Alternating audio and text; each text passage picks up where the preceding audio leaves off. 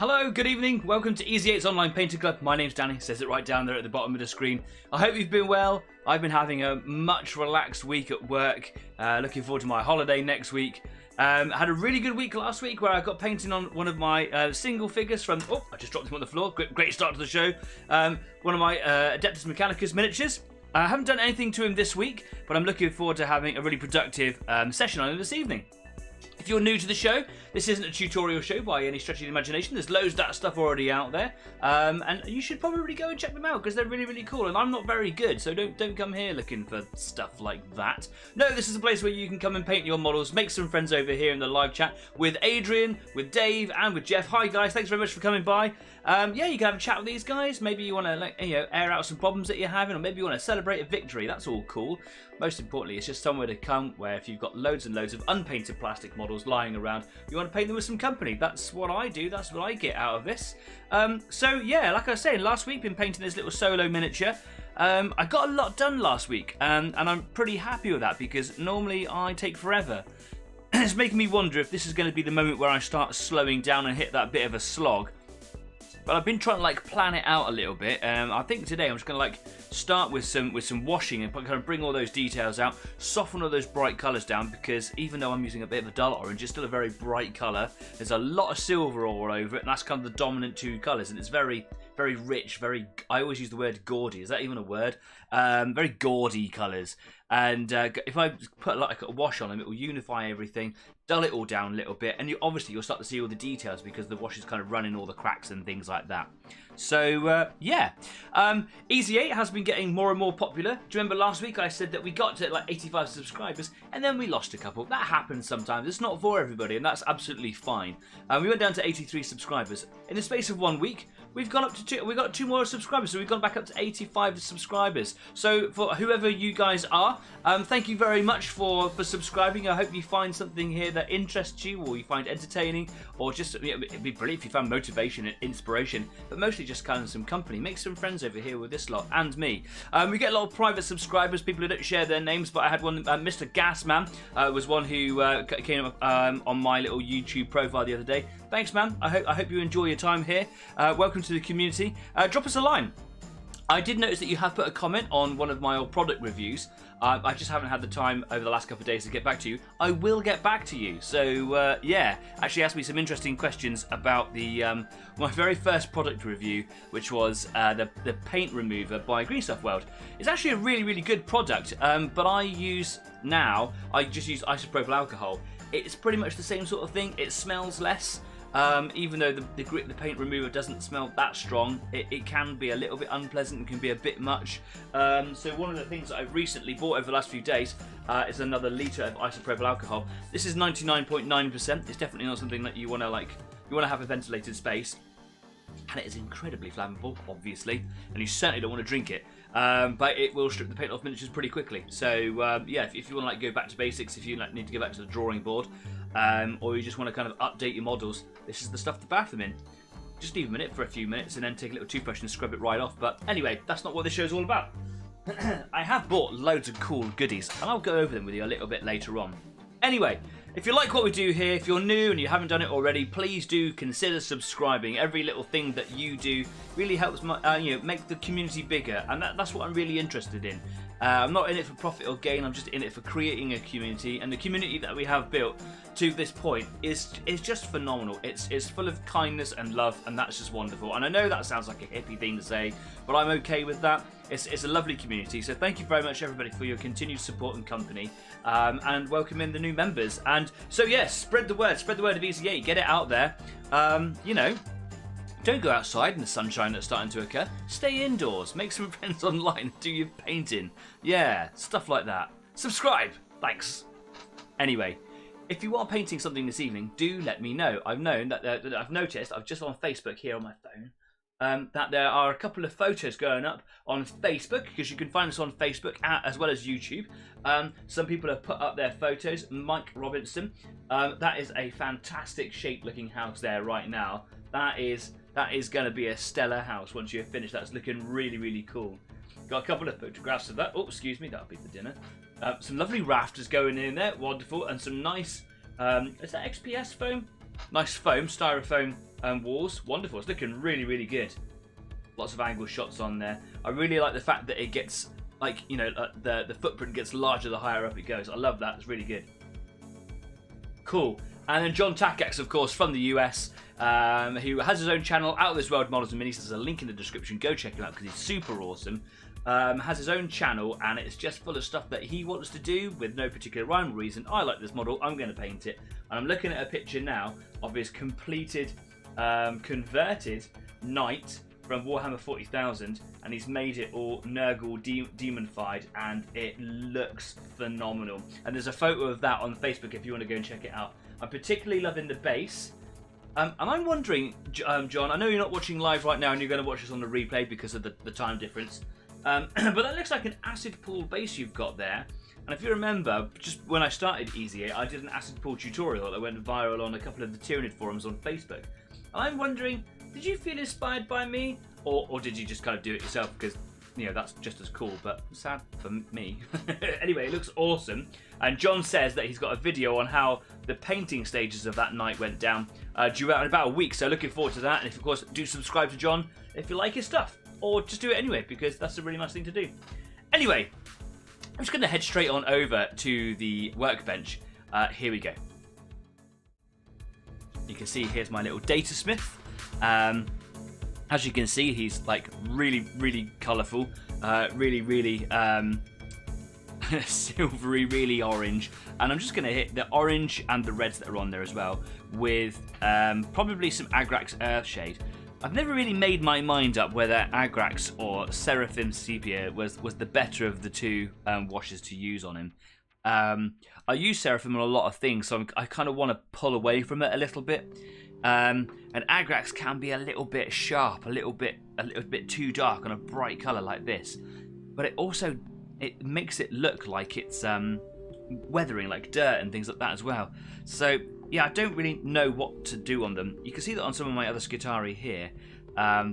These are my first ones I've painted, and I went a little bit too heavy with the Agrax at the bottom of his cloak there, and I was a little bit upset that I had to take it back with alcohol and wasn't entirely chuffed with it.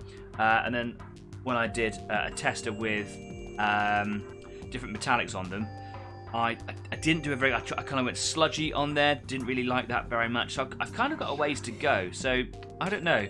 I think I did that with Agrax. What do you think? Should I do it with Agrax Earthshade, the darker of the browns, or should I do it with a bit of Seraphim, the warmer of the browns? It's also a little bit lighter as well. I don't really know. What I am going to do is I'm also going to do the silver. And the silver I do with a very good mix of Silicanum Grey, which is a contrast paint, and I mix it down with a little bit of water. This is actually a little tip that I picked up, I'm fairly certain, from Duncan Rhodes, or at least one of the GW painters. Oh, Jeff says, do a 50-50 mix. Yeah, I could do. Or maybe I could put one on and then do like a little bit darker recessing with the other. Yeah. It needs a bit of a shake up because you can see that the clay base or whatever settles right at the bottom. So just going to give him a bit of a shake. You know it's coming, don't you? A bit quiet in the live chat today because the sun's out, so everyone's gone out for their picnics and evening walks and things. So I don't blame you. It has been a really hot day, which is a little bit bizarre for like the 7th of April. But then I say that the rain that we had over last month apparently was the wettest March that the UK has suffered for over 40 years. Agrax on metal, Seraphim on cloth. I'm not going to put the Agrax on the metal, though I do like Agrax on metal because all my other ones are done with this as a watered down mix on the silver. And while I don't really have a preference of the two, you know, the black or the Agrax, I kind of want to keep it consistent now. This is mixed down with a bit of water. It has a really good effect on silver. Does dull it down a little bit, which is one of the reasons I moved away from the realistic metal on the Skitarii, because of all the cool effects that the realistic metal paint gives you is lost when you wash it, and you do need to wash it. So I think they're just too small for that sort of paint. Anyway, I'm going to pop this on the Easy 8 Wazomatic. Staff's not here yet.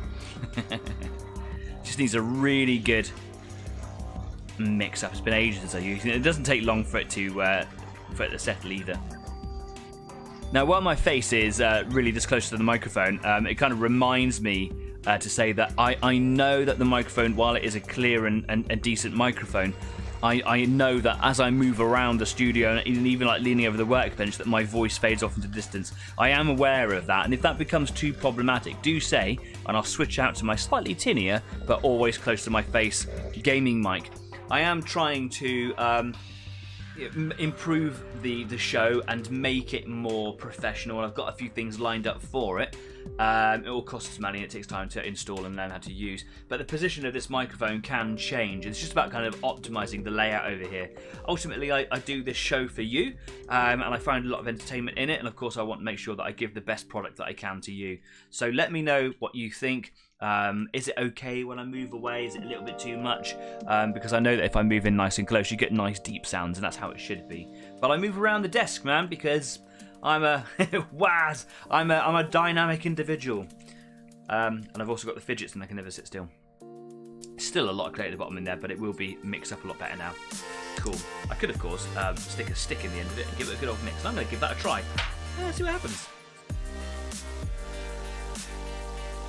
I was thinking it was going to be like thick and viscous, but no, it's not. I was like expecting there to be like a sludgy base at the bottom. There is not. Have I got any kitchen towel? I do. I've misplaced it. There we go. Let's well, it's a little bit. No, I was going to say it's a little bit blodgy at the bottom, but it's not. It's just a drip. Blodgy. Look at my own words as I go. So, yeah. While I decide what I'm going to do with the browns, I'm going to go straight to this colour here. Get a slightly bigger brush. Get my number 2. There we go. I'm just going to bring in my palette on the side of it here. And I'm just going to scoop out a whole load of this contrast paint. Just dropping a load in the palette, and then I'm going to put it. Basically, it's a 50-50 water mix. And I know that that's not something you should do with contrast paint, but it still maintains or still retains a small amount of that contrasty goodness. So now I'm just picking up drops from my clean water, and then I'm just going to give that a good old mix. Just off the side so you can't see it. Dave says music got a bit louder. Yeah, every track in the queue is at slightly different levels. So what I'll do is I'll just bring the music down a touch. Here we go. That should be a little bit better. That should be. I'm really sorry about that. Sometimes you get these like little lively tracks, and sometimes you get ones that just kind of disappear off into nothing. I was going to change the tracks a little while ago, about a year ago, but I thought they became a staple part of Easy 8. So yeah. Right. Now I've mixed that up. Hopefully that's a good consistency in there. I'm just going to get some on the end of my small brush. And I'm going to start in an area that maybe isn't too hard to adjust or clean up if I need to. So I'm going to start here on the backpack. Make sure that I've got good lighting there. Cool. Pick up a load of this paint on my brush and in it goes. I don't really know what makes this such a good wash for the metal colours. I think that because it's not a pure black, it's the contrast against the background colour of silver just isn't so stark. So it's not so harsh basically, but it still does the job that it needs to do. Still runs into all the little creases, runs into all the little rivet holes and all those little lines and outlines everything. And it's still dark enough to be a black. But maybe it's something about the fact that it's a contrast paint also helps in the way that it works the silver. It makes it look a little grimy, but the poshness of the silver still comes through. It's very hard to describe. I still don't fully know what makes it so good. It just works, man. It just works.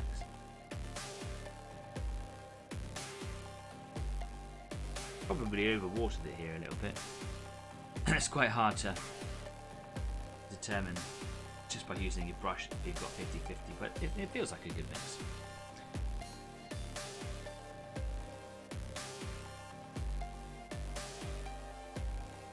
Like I say, if you are working on a project this evening, do let me know. I'm genuinely interested.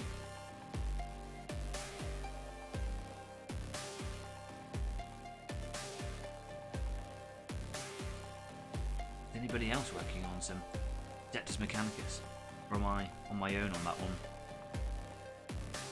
I've been looking at some videos online. I'm really interested in like just learning new techniques and stuff, and I've been watching a few videos here and there, and just going down the YouTube rabbit hole of an evening, sitting there with a glass of wine or whatever, and just kind of watching all the pros that are out there do all their really cool stuff. And like I say, there are some really good tutorial channels and suggestion channels, because some of them aren't like teaching you necessarily how to do a particular thing. It's just like someone sharing with you how they do a really good job, or how they get through it fast. And that's kind of what I'm looking for.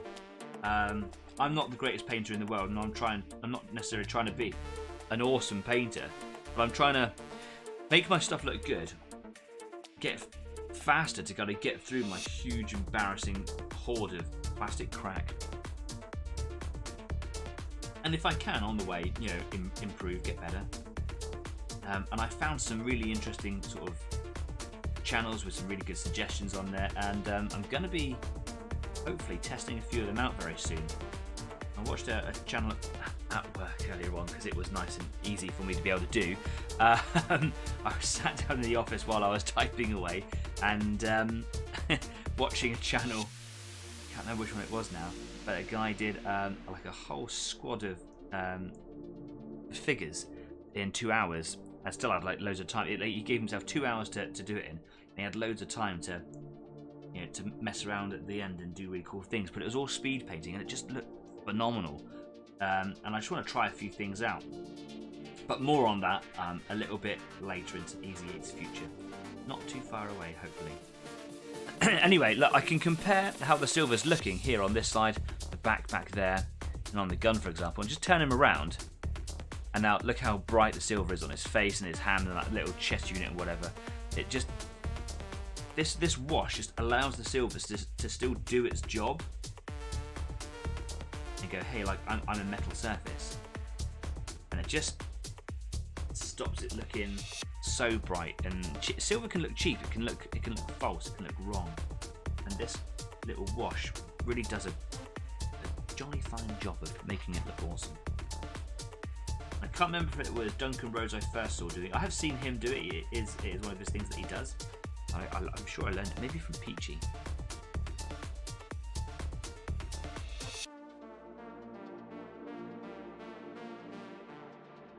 Those of you who don't know who Peachy is, Google him. He's a hoot. Right, as I'm moving over to this side here, I'm trying to be careful to not get this wash on the orange. And I have made it just a little bit on the watery side, so it wants to run around a little bit. Just trying to be careful.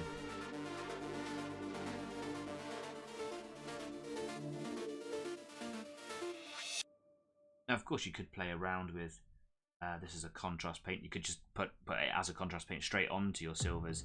It would be a very dark silver.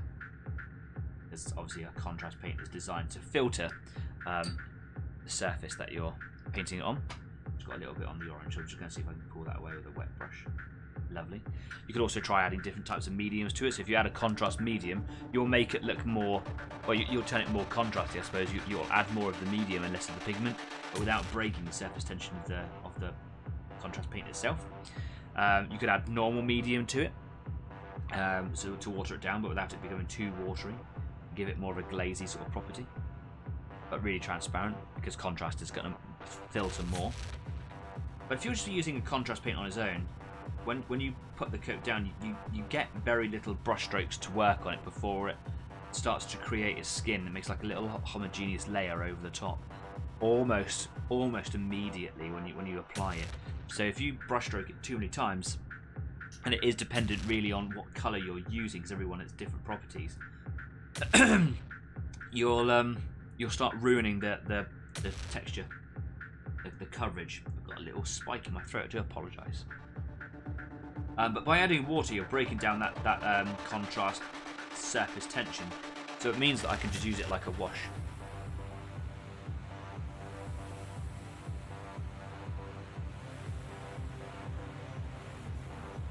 Oh, it's made me eye water. Live. Yikes. Don't know what that was. Right, I've got to do this little pistol. He's got like a little pistol hanging off of his belt. He's got like a little chain there as well. Of course, it's all very close to his cloak, so I'm trying to be very careful here. Jeff says, working on bocage, bridges, Scottish big house. I can't really see what it says there. It looks like the word has actually gone off the screen for some reason. What is that? What's that? Scottish bee house? Big spooky house. Scottish bee house? Why is my words disappeared off the screen? It's very peculiar. Let me see if I can move that in a little bit. Does it tell me? Scottish Bastille. Ah! Cool. I assume it is Bastille. Yes? Yes.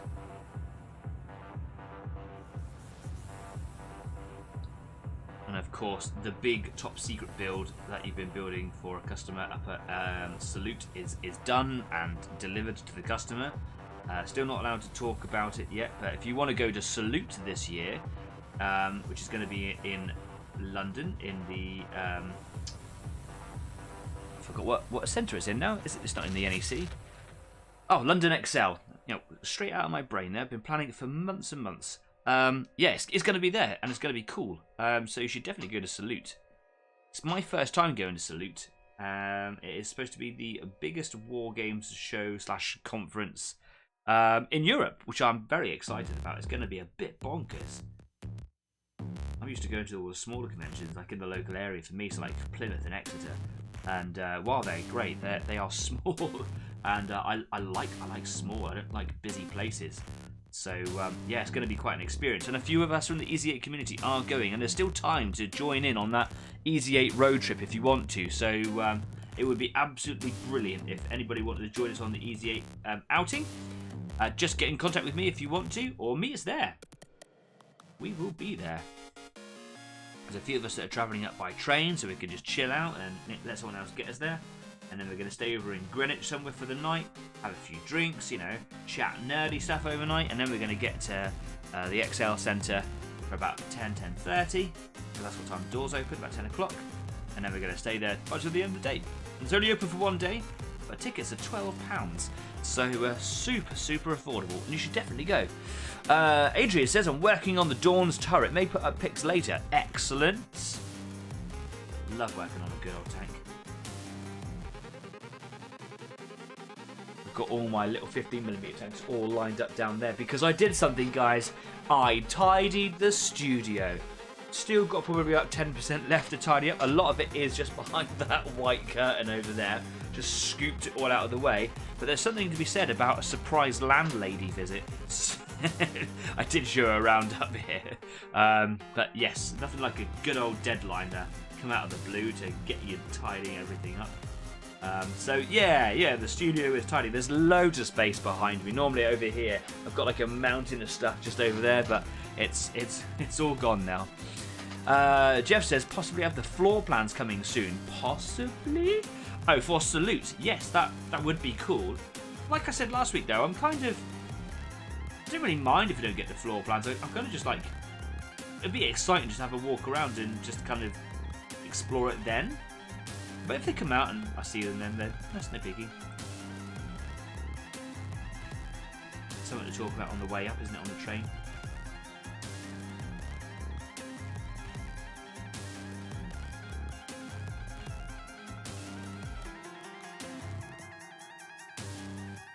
Cool, Silver's going really well. I'm actually really impressed with that already. I don't think I need that much more touching up. There's just a few bits and pieces here and there. I'm just going to go around and make sure that I've got every little bit. Because if I miss a single bit, later on it's going to really stand out. Because there'll be this really bright silver piece just shining at me. So just going to make sure that I've got them all. Making sure that like on the front of this gorget here. Yeah, lovely. Now there's still a lot of busyness going on in there, and I can actually see all the detail now quite clearly because of this wash, which is lovely. And my intention is to kind of put some extra colours in there, here and there, to sort of break it all up a little bit, so it isn't just one big silver lump. So there's a few pipes and whatsits and lenses and things on his face. He's obviously got a torch up here, some sort of light thing up there. And I'm going to put some brass bits in, so I'm going to use a gold colour, paint over the top of the silver, and that will hopefully show it through, make it look really good. And it's on the gold that I'll certainly use Seraphim Sepia to kind of filter that, and it makes it look really sort of brassy, really nice. Brings out the steampunk appeal on these miniatures. Dave says, looking forward to Salute, hopefully find more tanks. Yeah, we have gone crazy on the tanks lately, haven't we? Yeah, man, it's going to be a really good shindig. I'm really looking forward to it. And of course, we went to the Tank Museum a couple of weeks ago, and as many times as I go, you know, it never gets old on me. I just love going away with other like-minded people and just, you know, taking it all in, taking photographs and looking at the, you know, the tank that you've seen 100 times. It's just great. It's great fun.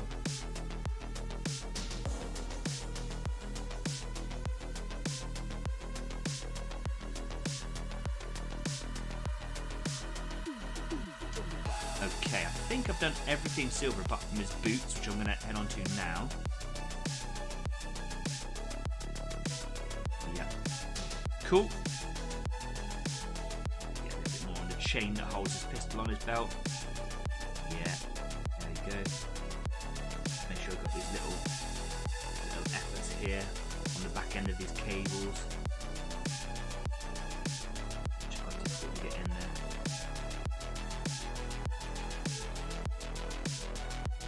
Cloak, Danny, don't get it on his cloak, Danny, don't get it on his cloak. Got it on.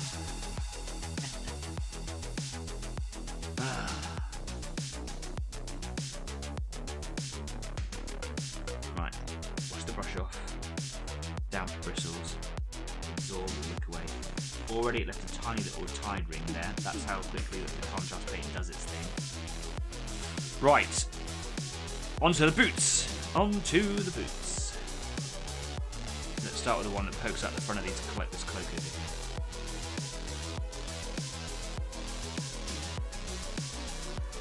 here. Jeff says it's nice just to wander around, really. Yeah, I agree.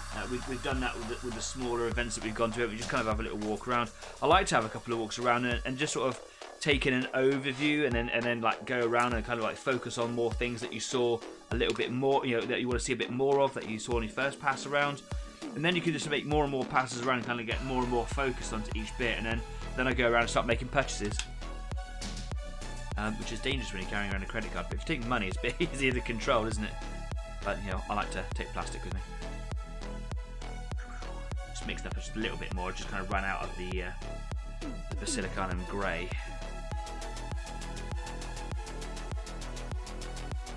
There we go.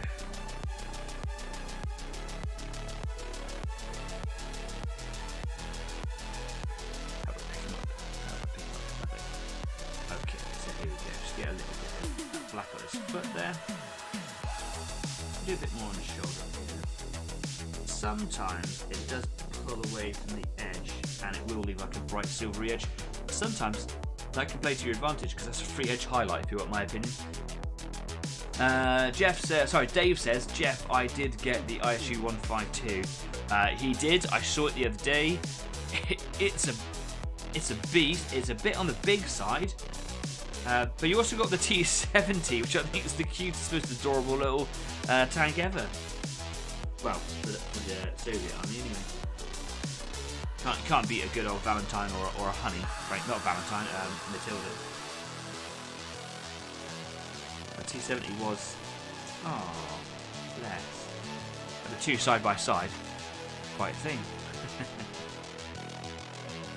What's quite weird about the T70 is it's got an offset turret, which is very peculiar. And it's not like the Lee or the Grant where the offset turret is because there's another one. It's genuinely just one single turret and it's offset. It's just weird. I've never even seen it or heard of it or anything.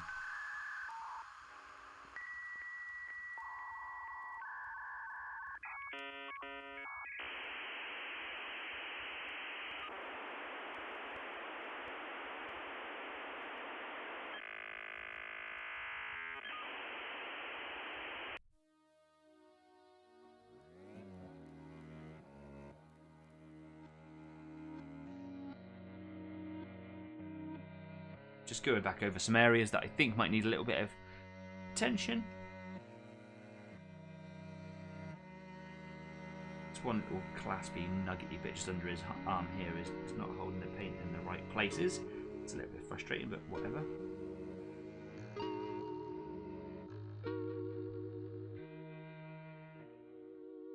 Lovely. Feet were there. Do a little bit more around his head and face, just bring out the details that are there, because obviously focal point, right? Face. You have some nice bright blue lenses sticking out on there later on. Cool. Gives a really nice matte finish as well, this wash. Which I'll totally cover over later on with a matte varnish, but whatever.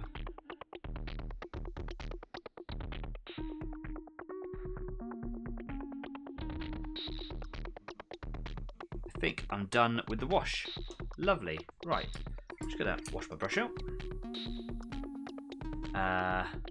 Jeff says, yeah, the IS-152, just in case you got to kill another tank behind a building in another town.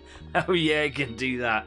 It really can. Anyway, I'm just gonna have a sip of tea because doing well so far. Cheers. Happy Friday. That is lovely. Right. Well, just while I'm waiting for that to dry, just want to take the opportunity to show you some of the cool stuff that I've got over the last couple of days. Do you remember that I said I was waiting on some new supplies for my airbrush, and that was, you know, that they hadn't come yet? They had come. My partner just received the parcel and hid it. So yeah, here we go. I've got my new needle for my airbrush. As you can see, it comes in this nice little tube with a piece of foam in there to protect the pointy end, because the pointy end, you can damage that even microscopically, and it will create the tiniest little imperfection, or even like a little hook or a barb or something on the end of that. And that's a microscopic place for microscopic amounts of paint to sort of grab onto and build up on. And then very rapidly that will snowball and start drying up. So yeah, my one is a little bit abused, I think, because in my early days of airbrushing, and still even now really, I never really knew, and I didn't really take care of it very well. So yeah, I was going to get a finer one, but this is a 0.2mm. And I was going to get a 0.15, and they do go smaller than that. They do go larger than this, so they're really good for doing like large areas. For, you know, if you've got like a horde army or lots of tanks and things like that, or terrain, you can go up to 0.6. So you can get bigger ones. I was going to go smaller for doing extra detail work, but at the moment I thought, now that I know what I'm doing with an airbrush, and I've had it for some years now, it's just replace the one I've got, get better at that, and then if I feel like maybe I want a smaller one for doing finer detail stuff, then I can do that. So I've got the needle. I've also got a nozzle. So this is the tiny little nozzle bit that goes inside the cap. So this actually sits on the interior. But again, the point on that is big enough for the end of the needle to stick through, and that creates the seal. When the airbrush is closed, you draw the needle back from inside, and then the air blows through there, or the paint blows through it. And likewise, especially with the pressure of the spring pushing the needle against the inside of this nozzle, you can actually rupture and split. Again, almost microscopically, but not quite so small. But you can like deteriorate, smash open the end, and that creates somewhere for paint to cling to, and it doesn't just create a nice even surface for the paint to flow through. If I was to look at that under like times 10 magnification, I'd probably be quite horrified. So I've got a new one of those to go with.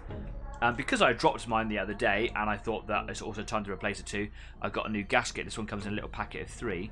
They're actually about twice as chunky in terms of depth than my existing gasket. So this should be a nice, decent seal in there. But it is a 0.2mm gasket, so sits under a like a brass grub screw. Not grub screw, just brass screw. But yeah, cool. And I also got, because I've always wanted one, it doesn't come with it as standard, got a little lid for the hopper on the back of my airbrush. And mine was a 2ml airbrush. They do, 2ml hopper. They do larger ones if you've got like larger sceneries or something to do. On top of that, I also got some other bits and pieces for mixing my own paints and pouring them into the airbrush. I got some steel makeup mixing pouring dishes. 2 packs of 6 come together. So it means that I can mix things up in here. Stainless steel means it's easy to clean. They've got little pouring spots so I can pour it into the airbrush. So if I've got paints that aren't designed for the airbrush, I can mix them up with thinners and things like that and then pour it in. Or I can blend my own colours and do whatever outside of the hopper, which it makes it a little bit easier to blend. I also got some decent, if you look up in the top corner now with me, some decent water bottles, because I'm using little tiny dropper ones like this for my airbrush. I picked them up nice and quick at the, when I bought the airbrush, but now I've got a 250ml one, and I squeeze it and then water jets out the top, and that's what a lot of the pros use, and I can just hold it over a bucket and clean the airbrush out. So that'll make cleaning a lot easier. It does come with a pack of 3, so I've got 2 other empty ones. I've got the litre of alcohol for cleaning stuff. Got a big thing of black primer, because I don't actually have any black primer apart from specific metallic stuff. So this is for upcoming project developments. When I was talking about like learning new ways of speed painting, essentially. Yes, gonna have a little crack at this, maybe on a separate video, and then I'll have a go at doing stuff here on the Painting Club. So I've got some of that. I'm also waiting for some rust red paint to come through so that I can start doing like primer red tanks and things like that, but that's still yet to come. So yeah, I've got this whole little hoard with my mixing dishes. I've got a load of pipettes, they kind of came with it, various sizes, doesn't really matter, but they're always handy. Bonus purchase, really. Yeah, so I've got loads of stuff. It's just nice to have a little dopamine hit, isn't it? A bit of retail therapy. Anyway, back to this guy here. Jeff says Exeter Legionary show is on May the 13th, I think, by the way, worth a quick visit, possibly. We went last year, and it was definitely worth a little drop in.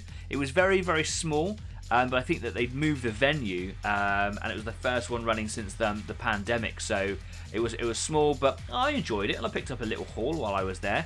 So yeah, oh, I'm doing really well with him today, aren't I? So we should definitely go. We'll plan that for sures. Right, I still don't know if I want to do Seraphim Sepia or Agrax, so I'm going to do both because that's what my dad said. Right, I'm going to give the Seraphim a bit of a shake up, and I'm just going to put this on the cloak and see what it looks like. I'll let it dry, and then I'll maybe go over in areas with Agrax. This just might be a nice warm colour to use on the on the cloak because, well, orange is warm, right? So it might work well. Let's do an area which is nice and easy to get to. Let's do just down here. It's actually a nice colour. I really like Seraphim. I just got concerned about using it because, well, I use it on a lot of things, and I thought, well, maybe I should try and do something else. But do you know what? If it works, it works.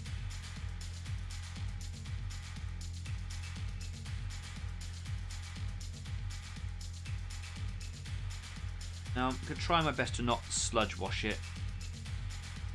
Just want to be quite neat and tidy with it. The time and place for sludge washing, and I tried to do all my armies in slightly different ways. And I have done sludge washing in the past. It's not for me. I want to kind of develop away from that sort of painting ethic, if you want to call it that. It certainly has its place.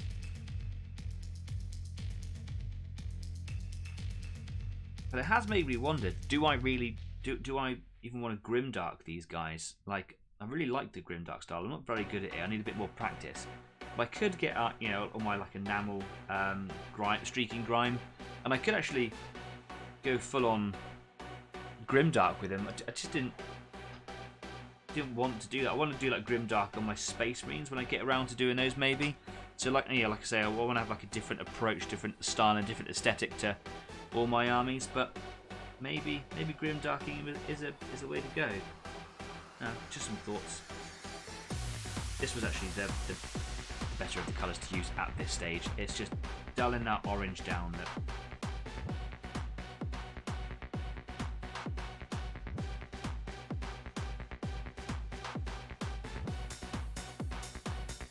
was it Adrian that said that the Seraphim would be good on the orange robes. What I really like is it when it pools slightly at the bottom of the cloak, it just kind of makes it look like it's weathering, because your cloak would get all grubby down there, wouldn't it, as you're walking around or whatever, especially if it's a bright colour. But sometimes it pools a little too heavy, and that can just ruin it. And I did on my very first ones. I used Agrax as well, and it was just a bit too much. But maybe this is better. So perhaps what I'll do for this particular character is I'll step away from the Agrax for a little bit, unless there's a particular area that desperately needs a little bit stronger, and just see how well it goes. Might be that the Seraphim, maybe with an extra coat, looks good enough.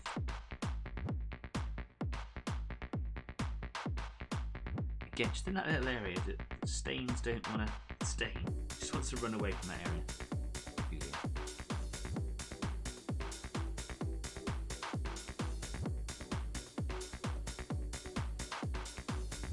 Trying to keep off the silver as much as possible. obviously already got a stain on the silver.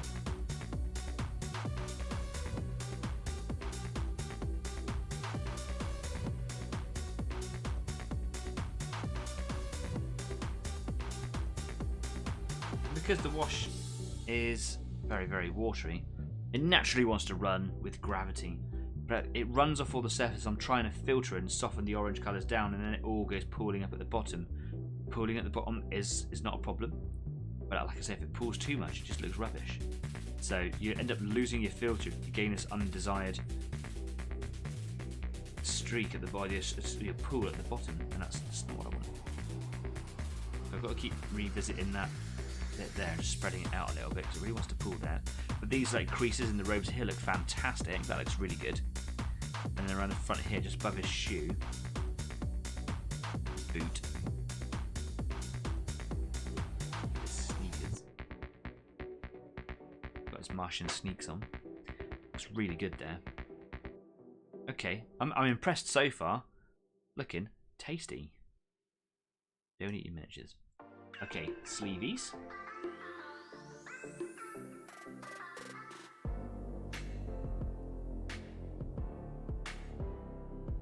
A little bit of red on there as well. And I'm just going to hit that all with a Seraphim and hopefully it'll do the job.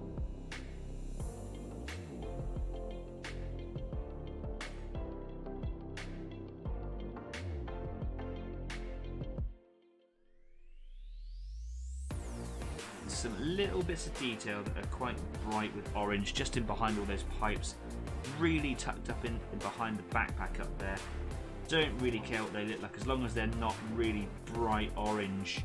So just kind of stuffing the paintbrush up inside really, just hoping that the stain will get there. Looks like it has, but again it doesn't really matter if it doesn't look that great as long as it's not bright, because it will show up so much when everything's all been dulled down and unified. And I don't want that.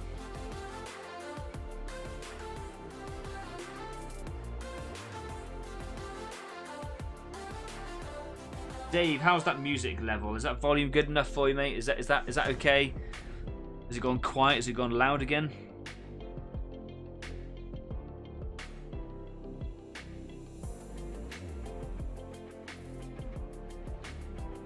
Like the bumper stickers you get on lorries. How's my driving? How's my streaming?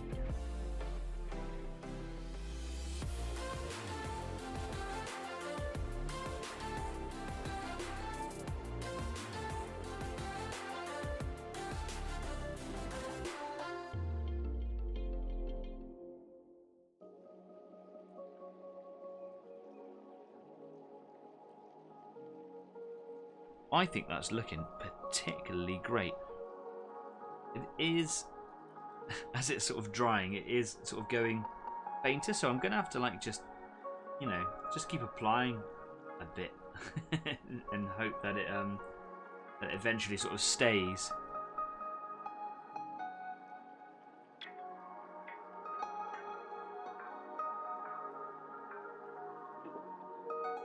There we go. I'll hit it with some pigments when it's all finished and make him look even more weathered, but for now I think that looks really cool. What's everyone think so far? Looking alright? Yeah, for sure? Yeah.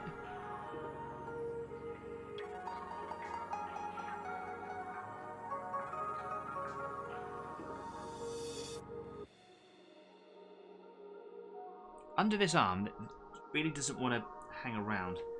It won't even really come off my brush and it immediately just runs away somewhere else. Anyway, I think it's looking really cool.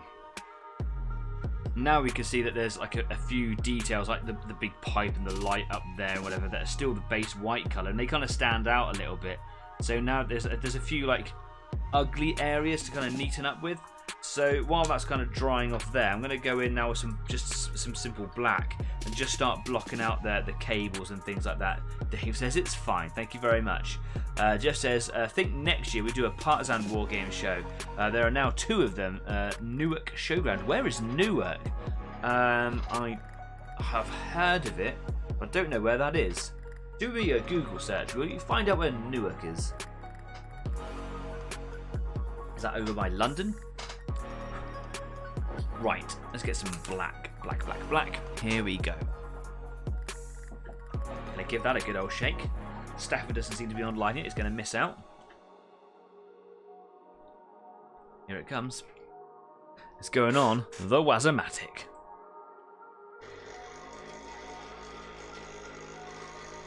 Scotland, if I recall. Really? All the way... Nottingham? Maybe there's one in Nottingham. Or maybe there's a Newark in Scotland. Nottingham area. Of course it's going to... Up north, yeah. Sorry for anyone that comes from the north. I just completely, again, barbarically ruined your accent.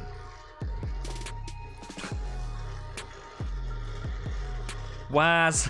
Yeah, you got it this time. You can have a Waz point. A Waz point. That's something new. Waz it. Waz points for a discount voucher or something. Oh, love it. Right, a couple of drops of black paint in here. What I'm going to do now, just like Adrian, I think it was you that said last week that, you know, that kind of realistic approach for cables and bundles of cables and whatever, is that they would be like sort of glossy black, really, wouldn't they? So I'm going to do all the hoses black. Now I'm thinking about it, I might actually do them in a slightly off black and then stain them black. You know what, I'm going to do that. I'm going to give that a go. Basically, my hoses and my pipes, I'm going to do... It's not Wazomatic anymore. Get rid. So sorry. My lack of professionalism is really showing through today. No, that's new Agrax. Where is it? Where is my Corvus black? There it is, hiding behind an orange. Corvus black. It's quite an off black. It's kind of grey. Going to give that a quick waz. I'm not going to put waz it on the screen. I don't care. Or do I? I care. There we go. Yeah, I'm going to paint them this colour, and then I might be able to stain them black, so that you might get like a Nuln Oil might go into all the creases or whatever, because it's like a really dark grey. Okay, here we go. So I'm going to use that instead. Put a little bit of that out. And put that in the palette. Add a little bit of water, it's actually quite thick paint. I want it to go on nice and easy. Leave that over there. Right. But yes, Adrian was saying, you know, if you want realism, really like cable bundles and things would be black, wouldn't they? I'm like, yeah, you're right. So at least for the second, I'll get all the hoses and things all done black. Did you hear that? I had a sound glitch on my headset there. I wonder if you got that sound glitch as well. That was a bit weird. Hopefully the connection is still all good. Let me know if you've got any sort of quality in the show, performances or whatever. I would be interested to know.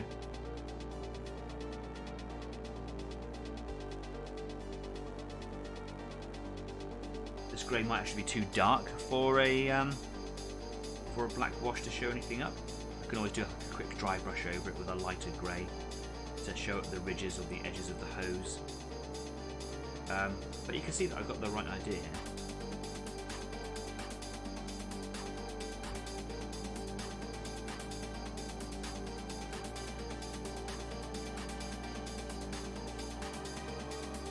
Did anybody else hear that? It was weird, like my music went all really weird and crackly and jargony for about 2 seconds.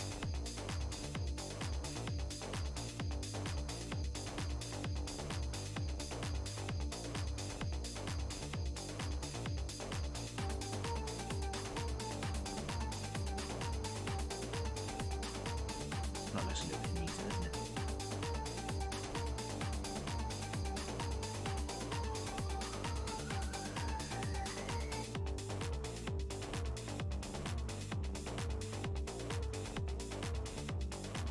Come back for a second coat in it. There's no need to overpaint that right now.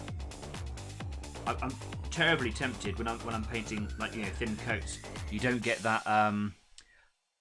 It doesn't go on opaque, and you kind of get like a transparent, and the base color still shows through. It looks all crappy. I'm tempted to just keep painting it, add more brush strokes and ruin it. Just gotta leave it, come back to it. So yeah, All good, just you. Oh, okay, cool. It's just maybe it was my headset or something. It went a bit weird. Yeah. Ghosts, maybe. Yeah, possibly. They're coming to get me.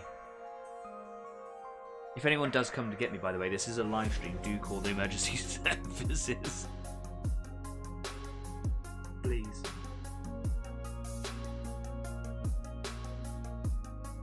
That'll put Easy 8 in the spotlight, won't it? For the wrong reasons.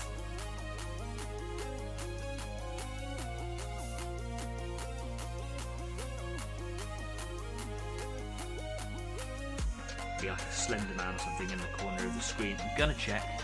No, we're all good. Okay, cool. Not superstitious, but you know, I don't like to tempt fate.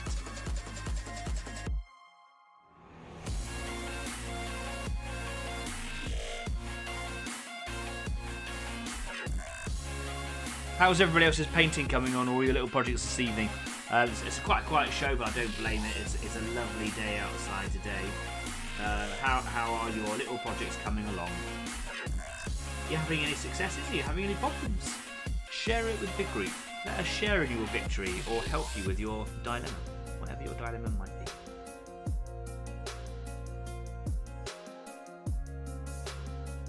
Okay, so this weird little controller thing that's kind of dangling from his back, I can't get around to the back side of the hose very well. It's going to be quite tricky. So I think what I'm going to do is I'm just going to carry on painting the rest of it all here, and then I'll come back and maybe I'll feel like geared up, psyched up, and ready to attack. So this hose here, it comes out. I don't know if you can see so well. Am I going to get a good? Can't get. There we go. So this hose here, you can see it's like a wraparound cord or cable that kind of goes around it. I do the hose black, and then I often like pick up that swirling cable in brass just because it looks nice. And then I'll do the end over here, brass or gold colours or whatever. And I think it's supposed to be, or at least I interpret it as a sensor. So like these guys are like highly religious, and wherever they go, they like big clouds of incense and things. And I suppose his backpack probably just generates incense smoke, and as he walks around, that kind of waggles around with him. There's actually a rule with some of the units from this army that they actually shrouded in incense, so they come out like an incense mist, like the steampunk horse riders, and they attack out of their own mist. It smells lovely, but then you get killed. I really like that. I think it's fun.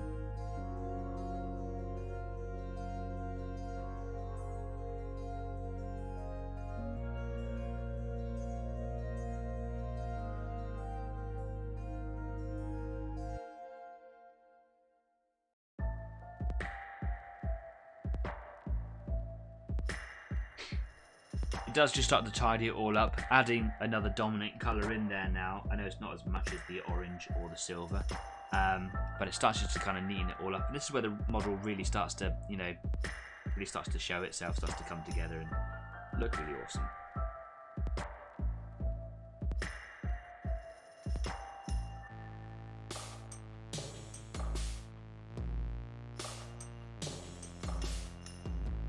Little hose going into his gun. Going up into his sleeve to whatever mechanical aberration he is underneath that cloak.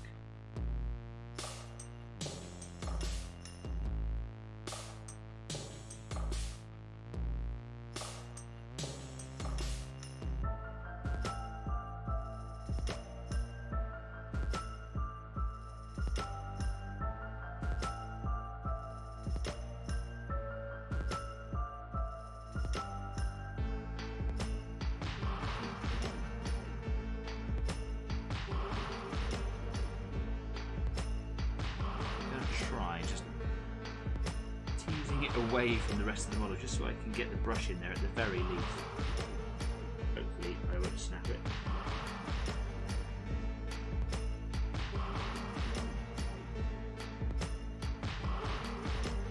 Very tricky.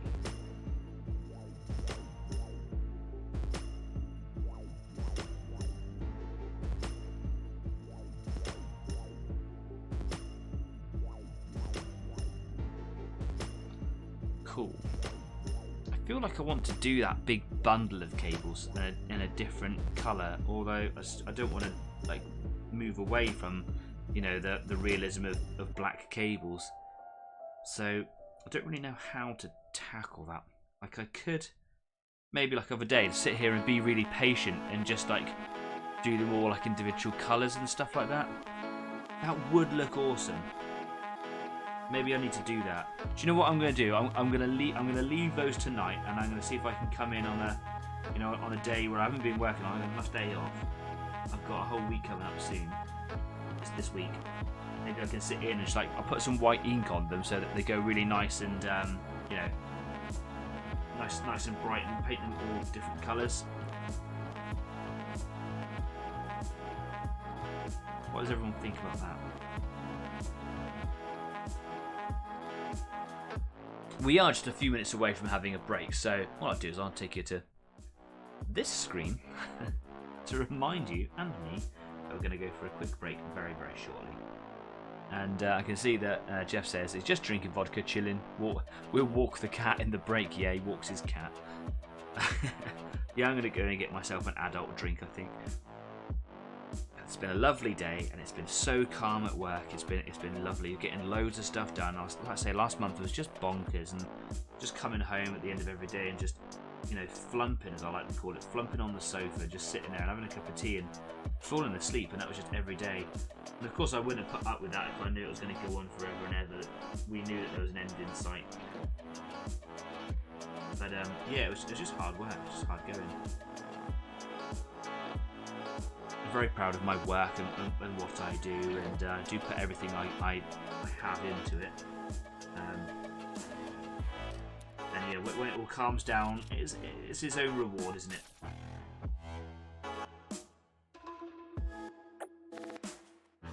And on those tough days, I honestly do think about Friday nights painting some models with the community. And on hard days, it really gets me through. It really is a mental welfare thing for me, and I hope it is for some of you too.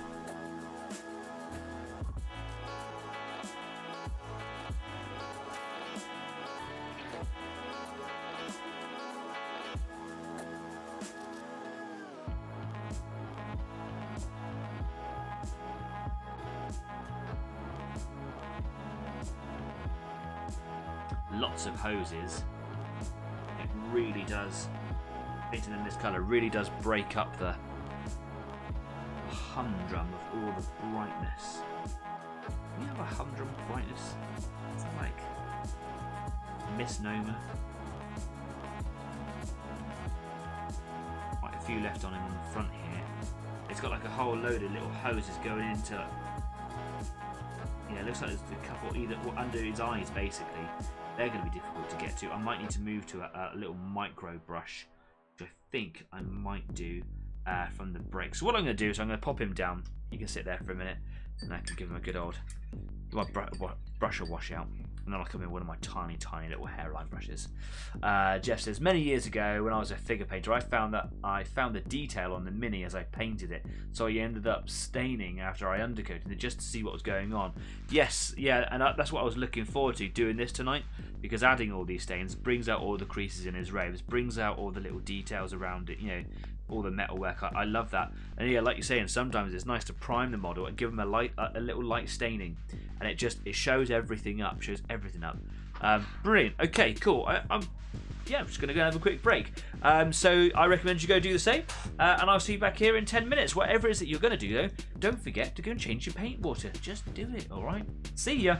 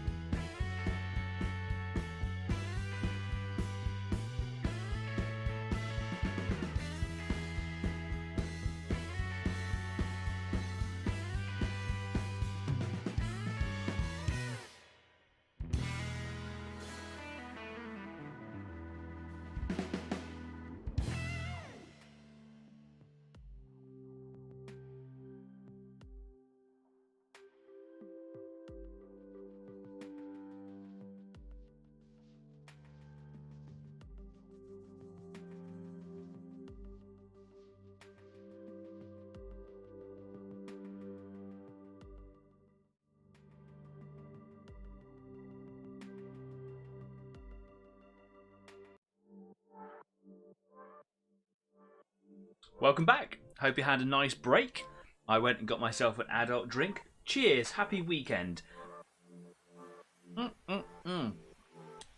That is a strong adult drink. Maybe I'll go easy on that one. Cool, so yeah, I went and changed my paint water. I hope you did too. I went downstairs and it's dark, and I got really like hairs on the back of my neck really stood up because I thought there was going to be a slender man in the corner of the room. So I've turned all the lights on because it'll be even darker when I go down there later on. Turned around and my cat was just staring at me, but on top of the tree because like that's really high. And there's just a pair of eyes just looking at me in the dark. I was like, ah! It was all a little bit much for my faint little heart. So yeah, I've got my little micro brush out. It was genuinely quite spooky. I've got my little needle brush now, and I'm just kind of going over all those little hoses and all those ones that are hard to kind of get around the back of. Even though those brushes are really good, there are other brushes I was just using, having quite long bristles can get in the way, and you end up painting other things behind things, and that's not what I want. But making very good progress. It could be, I could look at it and think that it is slow progress, but actually there's a lot of detail here, and I think I'm smashing through it. Anyway, if you are new here, don't forget, please do subscribe to the channel. Every little subscription that comes through this way, it really is a heartfelt thing. So thank you very much if you do. Thank you very much if you have. Thank you very much if you're going to. And you should help me out because I'm lovely. I'm a hoot. So yeah, please subscribe. It'll be great. Thanks. I'm going to take over to the workbench now. Just mouth is still reeling from how strong that drink is. Yikes. Here we go. So yeah, I don't know how I feel about this grey. I like this grey. I mean, it is called black. It is very, very dark grey. I think it's a little too dark for me to be like putting a black wash over it to kind of bring out all the creases. So what I think I'm going to do this time is I'll like give all the little hoses a tiny little dry brush, like a little edge highlight, to bring out all the little edges on them with a brighter grey. And in the future what I'll do is I'll use a brighter grey to base them, and then I'll do a black wash on them and then compare the two and see which one works better. But I am making good progress here. There's just a lot to do. And I find that when there's so much stuff to do on one little model, I try to just focus in one area. Now this guy has like 5 limbs here, or 6 limbs. I suppose it could be an insect. Like a centaur. Discuss. Yeah, like I just got to focus on this one area here, and then make sure I do all those hoses and move on. Otherwise, if I'd let my brain go for it, I'm all over the place, and then I'll miss like 3 or 4 different things. So I've really got to just kind of press on and focus. And this is where like the painting process for me can lose its joy if I get bogged down. But the painting is going well, and I'm trying to just enjoy it. And I am enjoying it. No work needed, you know, to make it enjoyable.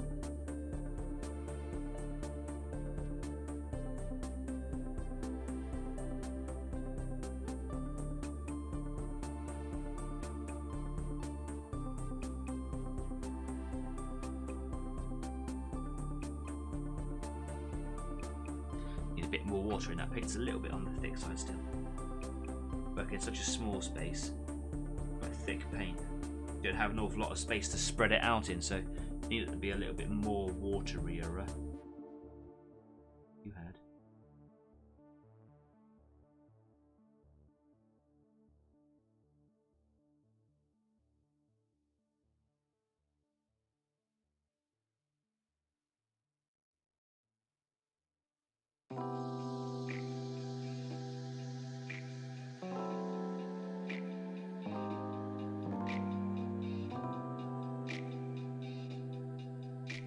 Starting to handle the model itself a little bit now, so just going to wash that brush out and I'm just going to clamp him up. That might get in the way a little bit. Where is it? There it is. Sometimes he can get in the way, but hopefully it'll make it a little bit easier for me to hold him. The other way, Danny. Here we go. By keeping him close to the edge over here, it does mean that I can get to a lot of the details on this side nice and easy, so hopefully it doesn't get in the way.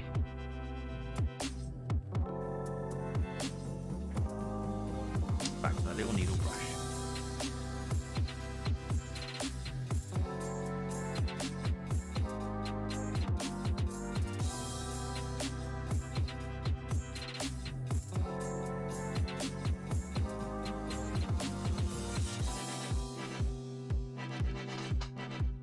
got a really creaky chair, and I'd managed to hide that in previous months by adding filters to my microphone. But with the new studio mic, you might be picking up that creaky chair really quite loudly, and I apologise for that. I've got a couple of new additions that I want to get for the studio to improve the workflow in the show, and just to make the show that little bit more, just that little bit more professional, just that little bit more edgy. I've been looking at getting a stream deck, because everything I do is all by point and click with mouse. And while the end result is still the same, I still am selecting something to do a thing. You know, you have to find it with the mouse. I have to scroll through a list and use the mouse, and my cursor sometimes goes off the screen because I've got 3 screens, and you know, and I'll lose it. And sometimes on a small screen, it's quite difficult to see and click on the right thing, and sometimes I miss things up or whatever. But a stream deck is just a series of buttons all programmed to do the things that I want to do. And it means that everything is just a button push away. And while they're expensive, it's a justifiable cost. And so I think that'll be the next thing that I get for the studio here. Easy 8's here to stay, which is a great thing. And I just want to try and make it better and hopefully attract more people. I really enjoy doing all of this.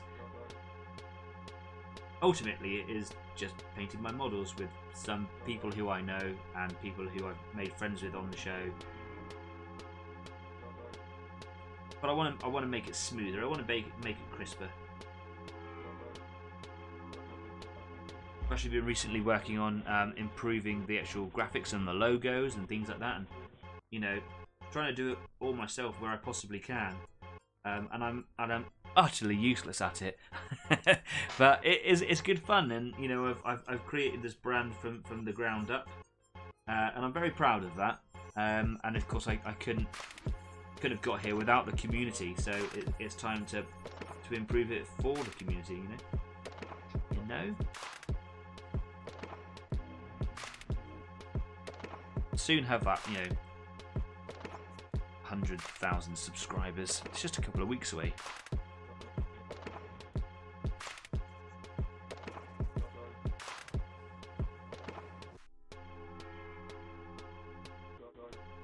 Ooh, I've missed a silver thing, or a thing that could be silver. Some things that could be things. He's got these little weird plates that are hanging off the side of his belt here, and I haven't done anything with them, and I don't know what they're supposed to be. Oh, they're supposed to be like not microchips because they're huge, but they're supposed to be like programming slates, aren't they? That they put in the robots because they walk around with the robots and give them cool programs. That's what they're supposed to be. And then he's got all these programs. Yeah, look. So I don't know if you can see very well. I'll bring him up a little bit so hopefully you can. Here on the side of his belt, he's got a couple of little widgets hanging down. See these little efforts in here? They look like, I don't know, just flat things. But he's got this little hand here, and there's some more flat things that kind of, so maybe he's kind of creating programs, putting them on discs, and these are some blank ones, and then these insert them into the robots. Oh, I like creating little things like that. That's probably right as well. But yeah, make your little stories up, right? So now I need to have a little colour scheme for them to kind of make them look like circuit boards or something. Maybe like a nice green colour, because you know, circuit boards are green, right? PCBs. Even in the distant future, there will still be PCBs. In the grim darkness of the far future, there are still PCBs. Oh, I did a little burp there. I hope that the microphone didn't pick that up.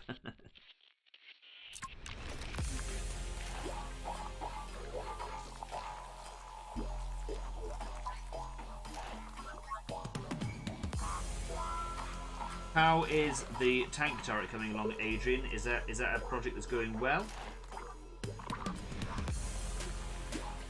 I'm sure you said last week that you decided to do it a little bit different from the rest of your armoured company, haven't you? Was that correct, or did I dream that?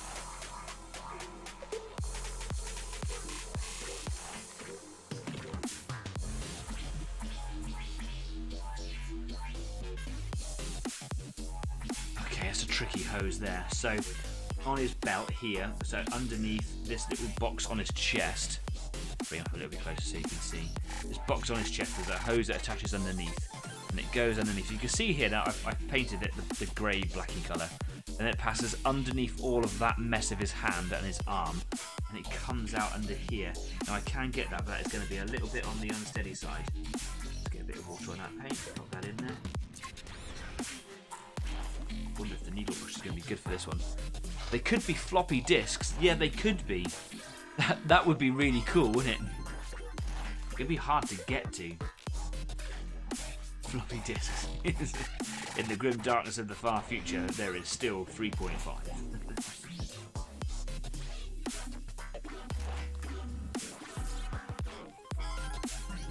What size were the old huge ones with the big circle in the middle? What size was that?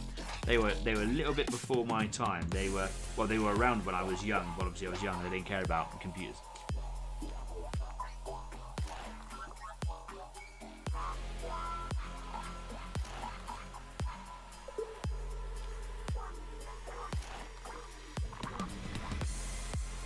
I'm a little bit off the shot there. Here we go.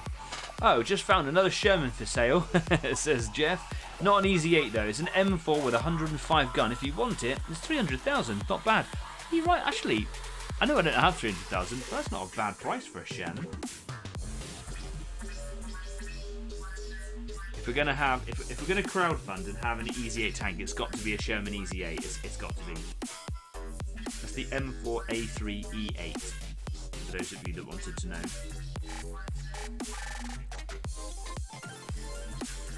There were other chassis variants that were upgraded to the Easy 8 suspension system, but the M4A3 was the first one to do it. Adrian says, now, down to the little details now, and yes, I'm testing out a new colour scheme based on the 8th Army Africa Corps with a view to redoing the entire tank core of my army. Wow, that's a big effort. Are you going to strip the paint down, or are you going to try and go for a scheme just over the top and keep it simple like that?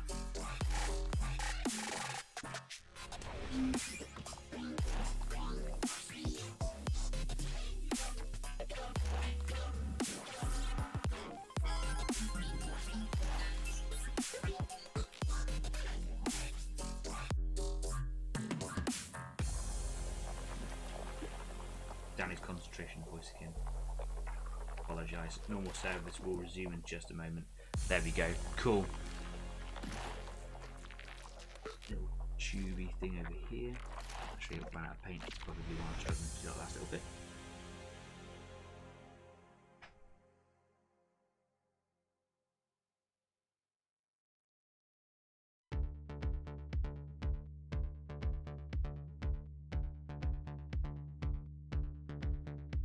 Here, my cat's in the house running around and trashing things, and they are left alone at the moment because my partner's gone out to help some friends decorate the house that they're moving into, so they are left in the house unsupported with the window open because the weather's been nice and they've not been outside all day, so they can nip out the kitchen window.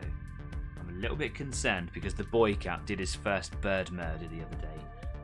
Which is it's a natural thing. It's something they do. I'm not happy about it, but he tried bringing it in, so I told him to take it outside, and he's just been going out there and picking up the bird corpse no matter where I put it to hide it away and let nature do the thing it's supposed to do. He goes and finds it and just carries it around everywhere like it's some sort of tote bag, jumping over walls and coming back and carrying around this poor dead bird. So hopefully he hasn't brought that in while I'm not down there monitoring the situation. Might go down to a scene of devastation later.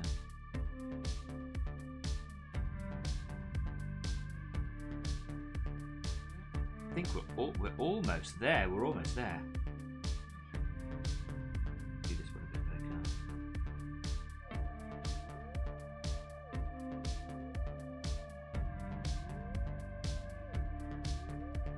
More water needed. Hard going. It's a bit of a slog. It's hard to keep the motivation going, but just knowing that it's going to look so cool when we're done, I'll go under the KISS viewpoint. Keep it simple, stupid. Yeah, fairsies. But that'd be really exciting. How many tanks in your armoured company so far?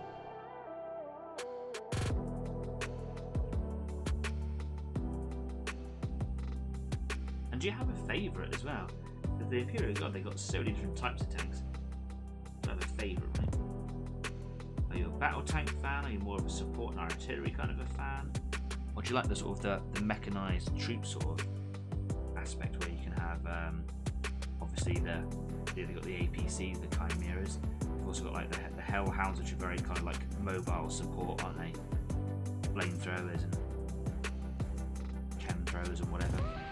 They're all really cool. I'm a big fan of the Earthshaker myself. Huge artillery gun. I also like the Manticore. Giant rockets. Approximately 30. Favourite? Baneblade. Yeah, solid choice. Classic. Big. Traditional. Lots of guns. And looks fairly reasonable as well. Like it's a good shot. If I'm going to go for the super heavies, personally, my favourite, I think it has to be, is it the Shadow Sword, which is the giant plasma one? Yeah, I like that. I like the fact that that humans have like plasma weaponry, but in the old lore, at the very least, it was plasma weaponry is very unstable, and if you find a tank crew that pilot a tank with plasma weaponry, they're often considered mental. A little bit bonkers because they have to work with such dangerous prospects, and then to have a super heavy tank like a Shadow Sword with a giant Titan killing plasma cannon mounted on top of it, you have to be that extra little bit unhinged on top of that.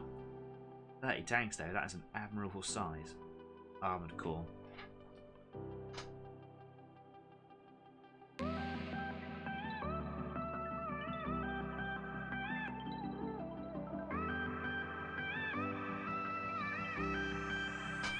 Needs more water.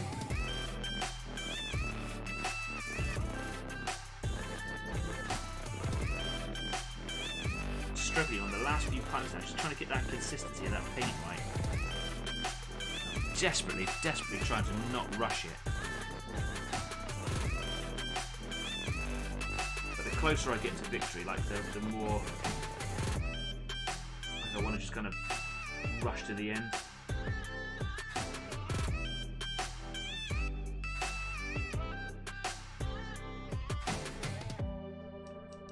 Plasma tank crew are only outdone in craziness by the Hellhound crews. Really? Yeah, I suppose.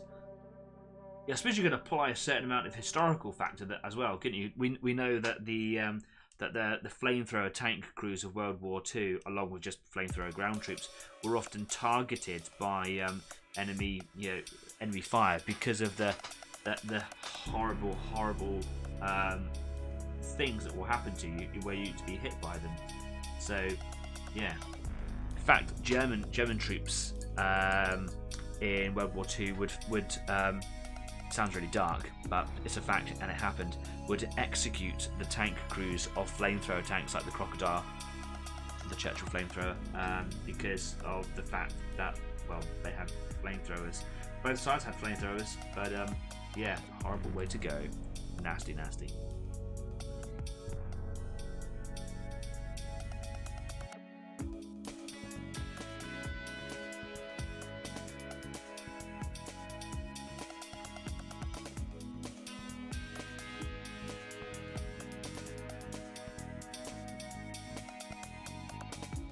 Go into the little model camp is definitely a good idea.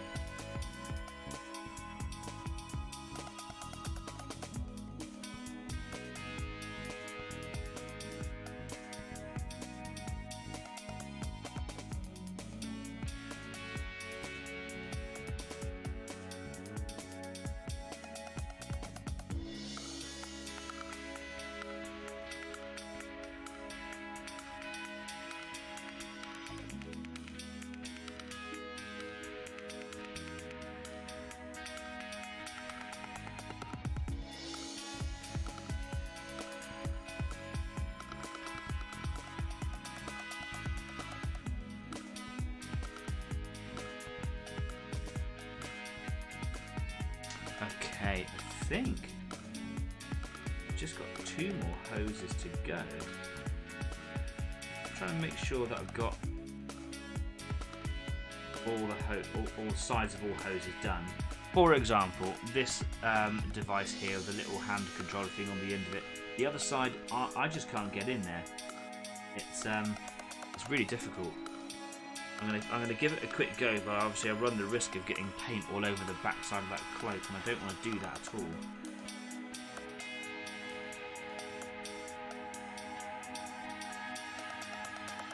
Got a little bit done.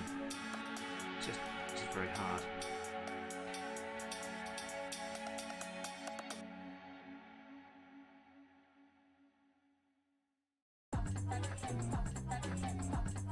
Okay, I've not done a bad job with that actually. That's gone pretty well.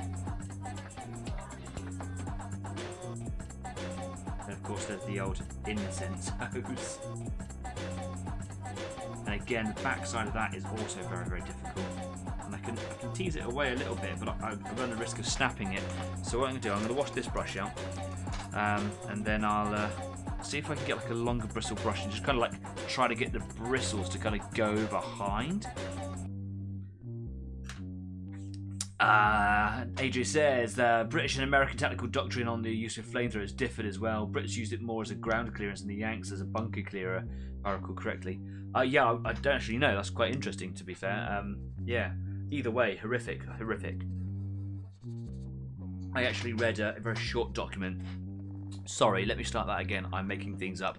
I watched a short video where a guy who I assume knows his business, who brought forward evidence from a document with regards to someone trying to justify the use of the flamethrower in and around that time, saying that it was actually a very humane way to eliminate your opponents, because while the flame would hit you and it would burn, it would be very short-lived, because the amount of fire in the local vicinity to the target would basically burn all of the oxygen out of the atmosphere, and you would asphyxiate very, very quickly and pass out and then basically die whilst unconscious.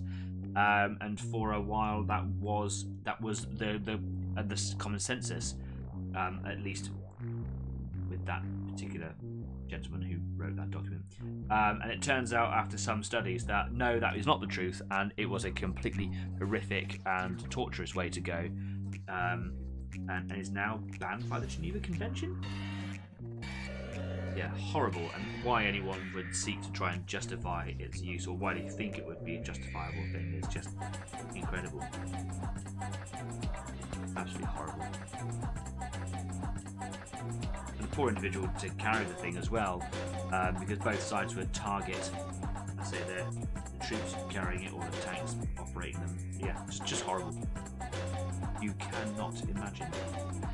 Whilst I've been talking about flamethrowers and harsh ways to go, I have successfully managed to get around the back of the incense hose, so that's a joyful thing. And I'm just checking to make sure that I've got all of the hoses. There are the ones underneath the guy's eyes, so I'm going to use my slightly bigger brush here to get the thing down to a fine point. And I'm going to see if I can just get in there on his head. Bring my light just a little bit closer so I can see a little bit more. Here we go.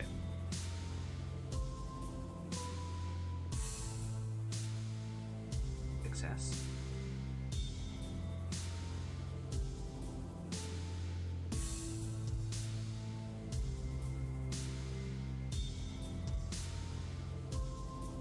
Sidetracked, going off the tangent, get back in there, thank you very much.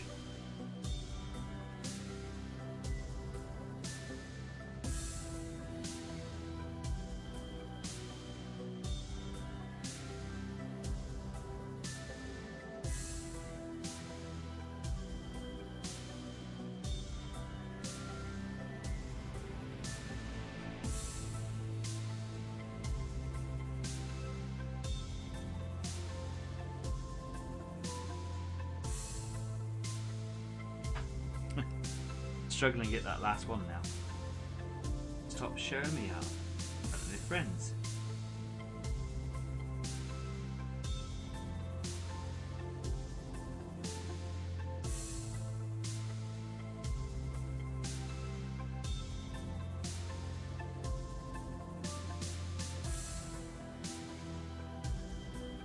Just get a bit of paint straight out of the pot because I think I've watered it down too much for it to actually sit on the particular piece. There we go, that's done it. Another hose in there.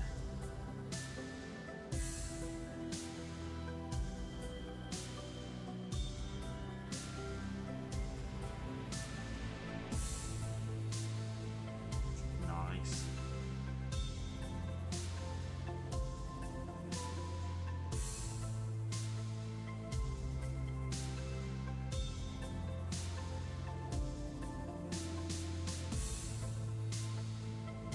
Okay, I think that's good enough for now. And what I'll do is I'll come back to it all later on, maybe give it a second coat if I feel that it needs it, and then I can give them a light dry brush with a nice bright grey, and hopefully the details on those hoses will really stand out. That's what I'll be looking for, because there's loads of details and stuff on them. But by painting that all now, it's kind of broken it all up a lot, which is really good. I might go for a little bit more seraphim on the cloak, just a little bit, especially towards the sort of the bottom half now, just to make it look a little bit more weathered, just to bring a little bit more attention to that area. But I don't think it needs much more. The rest I think I can do with weathering pigments. That's the word I'm looking for. Now, this bundle of cables and this bundle of cables, I'm gonna have a go at doing lots of different colours. That might be a little bit outside of my comfort zone, but I'm gonna give it a go because you don't get better without trying. And if I don't like it, I can just go back to being black, do you know? And yeah, it's got like little clasps that hold the bundles together, and I can pick those up with silver. Same on here, they're all bundled together. Yeah, and I think like these guys, because they're like mostly machine, they actually like have almost complete dominion over them. So they're almost like controlled tentacle things or whatever. So they actually they would snake up and then plug into things. It's not like they have to like hold them out, or maybe like different people have different things. Yeah, cool.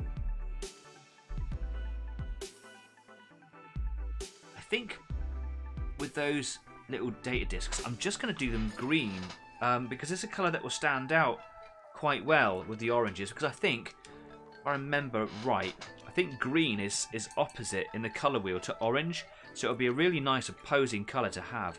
These brushes need a really good clean out after this show. Go for some more drink. Here we go.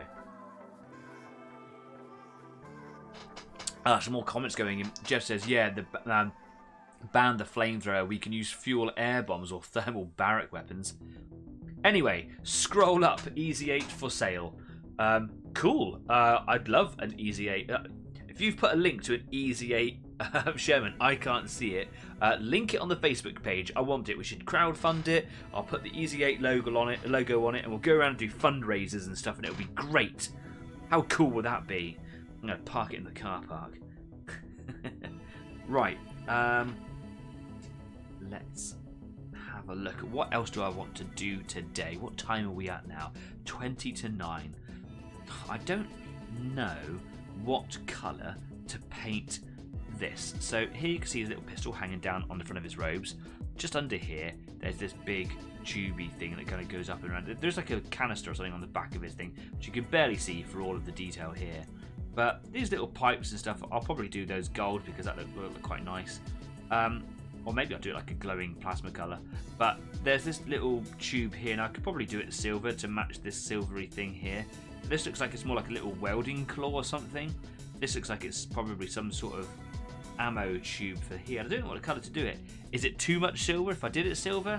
Should I do it something different? Should I do it black? I don't know.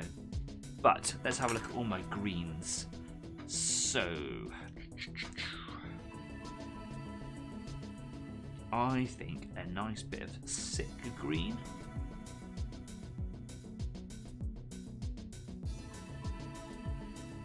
Goblin green. Probably a nice bit of sick green. Sick. 6 comments up. $550,000 bidding starts. Oh yeah, I see it. Yeah, Found an Easy Gate for sale in the States. Bidding starts at $550,000 though. Yikes. Yeah, $550,000. We can crowdfund that. Let's do it. Right, just gonna pop that on the Easy 8 Wazomatic. Staff's not here this evening. He'd be all over this. Sorry, missing out, Staff. I know that he watches back on the replay anyway. That's to quite a few people. It's quite astonishing, actually, how Easy 8 has become popular. We get about, on average, anywhere from sort of 3 to 8 people watching live, which is great. Thank you very much for coming along. I really appreciate your constant support. But then, like, videos within a week, they'll go up to, sometimes up to like 50, 60 views within a week, and that's a constant. So, yeah, man, that's cool. That's us being popular. Bit of a block up there. Let me just I'll use my fingers. Shouldn't use my fingers. I've got paint all over me. Satisfying. Ugh. Sick green all over me. I just got a message from my partner saying that the house that she's gone to with our friends to go and help them move in and paint the house. She says there's so much work to be done. She's now down there currently painting a house. So even my partner is joining in the painting this evening.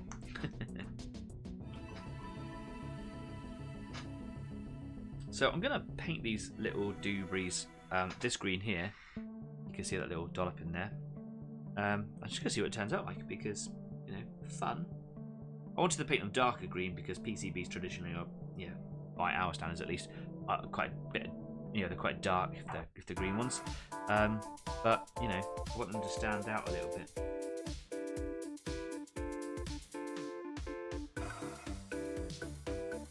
I could probably even go a little bit lighter with them.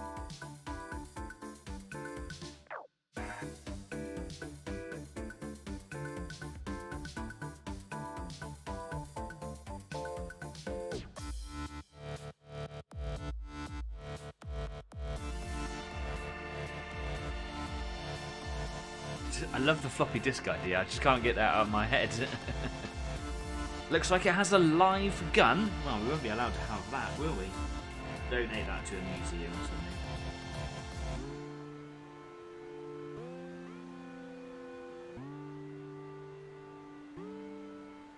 Or have it deactivated, but you know, you can buy deactivated ones. Seems a little silly to have, you know, an artifact and then deactivate it.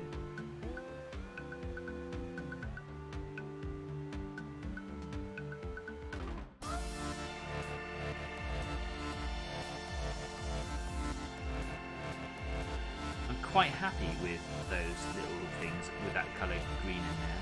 And what I might do is just give them a tiny little staining with a much darker green, like a dark bottle green, and hopefully it'll just pick up the detail line between the two of them. That'll make them look kind of cool. And of course I've got the ones that are actually in here on this chest piece. So I'll just do those the same. I'm glad I come up with that as an idea. Well, it probably is what they're supposed to be, but, you know, I like it.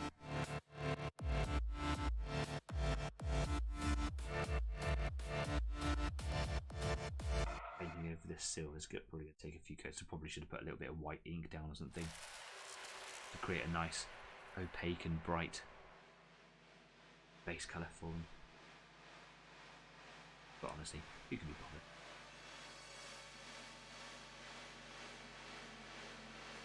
There we go, showing it nicely now.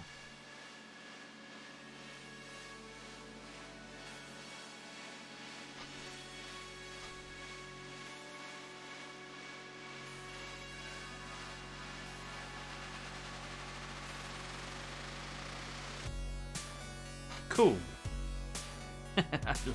Love it. It's got date sticks or something. What colour should I do the little flashy light up there? I really want it to be like here in the UK. I don't know if it's the same everywhere else, but you know, like highway maintenance has flashing yellow lights. I think it would just be funny to have that. But surely that would be a colour that just kind of blend in, wouldn't it, with all the oranges and whatever. It would clash and it would be kind of pointless. What colour should I do it? I don't know.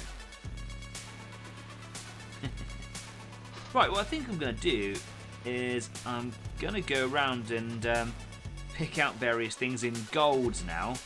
There's quite a lot of things on here that could be gold. And then I'll probably, tone those down with a little bit of Seraphim Sepia. It's got some leather straps and things in it that holds that chest thing to his front.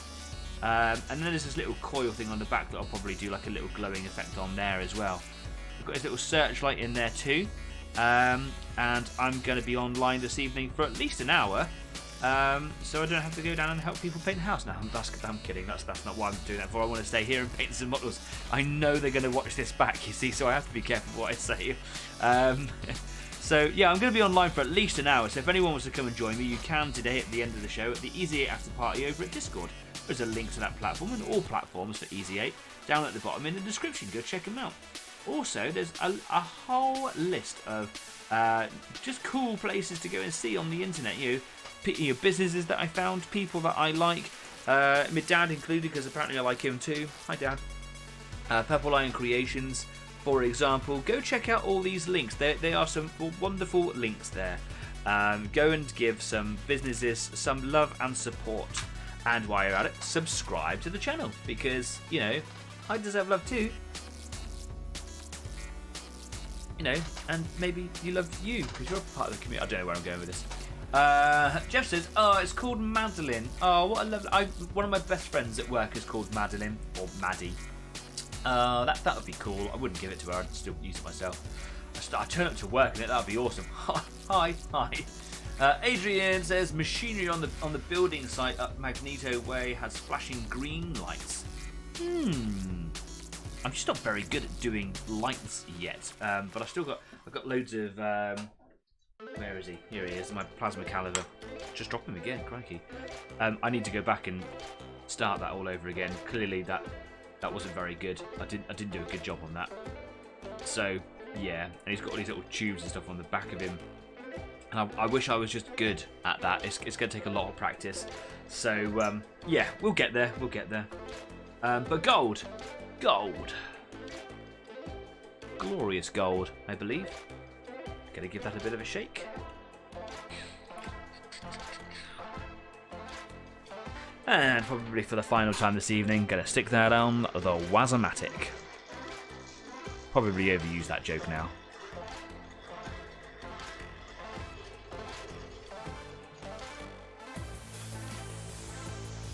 I said go away. Go away, writing. See, I need a stream deck. I need a stream deck. I know I'm justifying it. I need a stream deck. Right. Let's get a little bit of gold in here. Lovely. So nice having a really tidy studio. I'm loving it. Maybe I should try and keep it that way. Anyway, we've got about 10 minutes left of today's show. So if there's anything that you wanted to discuss or talk about or do, say it now. Like right now. Waz! Thanks, guys. So, first thing that gets the gold treatment is this little sensor thing over the end here. Paint that gold. I'll tarnish it all up with some Seraphim Sepia later on.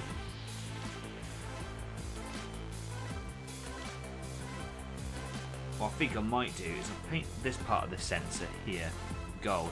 And there's like a little nozzle socket that goes onto the hose. I might do that silver just for the funs of having like an attachment point. I'll just hit it with the gold, but whatever.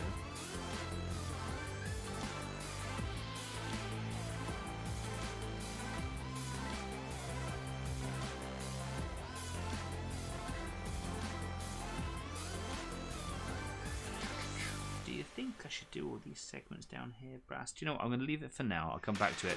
Because it might look, by the time I finish with all the other bits of gold, it might be too much.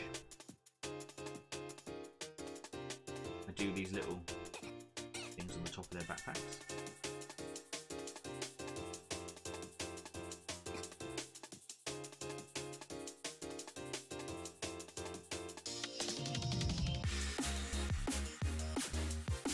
Don't know what they are, but it makes it look kind of broken up and nice.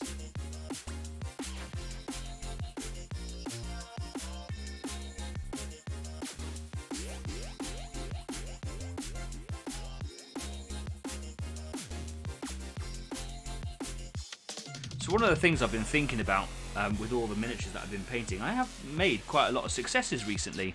I've just not been... I know I'm not very fast at it, but I think because I put all my miniatures away, it's not fresh in my mind. And this came to my thought process the other day, because we all know that, you know, I'm going down the road of discovery with ADHD, and I'm learning about it and trying to kind of like deal with it and improve aspects of my life. And working with ADHD in a really positive way. But there's a thing called object impermanence. I think it's often referred to as object permanence, which is kind of, you know, the wrong way. But basically, I can know a lot about something and then it not be directly in front of me, and then I forget about it like I never knew it was there. And that's really harsh, especially for my friends who live away that I haven't spoken to for such a long time. Just because they don't live here or whatever. It's horrible, really. But the same thing with my models. I've painted loads, and they all look really, really cool. And then, of course, I pack them away in little boxes, ready for the game that I'm going to play with them or whatever. But I was thinking that if I was to like display them, and I don't have space in here for a display cabinet. I've got one downstairs that kind of is out of the way, really. But I've been thinking about getting some shelves that you can't really see here, but I was going to put them up on the wall in front of me and have all of my models that I've painted forever and ever just kind of like displayed on all these big shelves. Easy to come and get if I wanted to play a game here, and I could pack them away in boxes for transportation. But having them here would be like a constant reminder of like my achievements and my successes, and that might be like a really strong motivator. And I just kind of wondered if anybody does that. If you know, like we all have like a few models on display at the very least, but does anyone have like loads of models or all of their models on display? Does anybody agree or disagree with that as a statement? I think it might be worth me doing. I did try to get a set of floating shelves for the studio. I got them from IKEA, and they kept on trying to deliver them when I was out, despite me telling them not to. It wasn't IKEA's fault, it was the courier's fault. So I'm going to try and get them delivered at work so I can put them up here. I'm just going to have everything displayed up there, because we spend all this time painting all these models, and they look awesome, you know, and then we box them away. Feels a bit sad and a bit counterproductive, doesn't it? What you're saying is you need to put your stuff on a shelf. Yeah, that's exactly what I'm saying. Thanks, Dan. Cheers. Yes.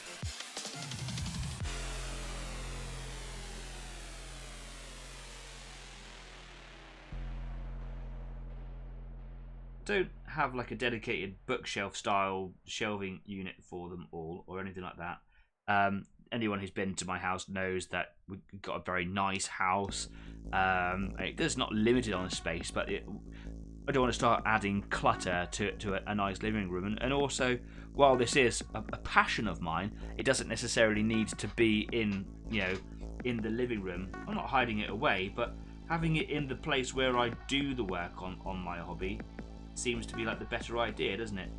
And I just wondered if anyone like paints all this stuff and then packs it all away, just like I seem to do. I don't know, it just seemed like a bit of a eureka moment.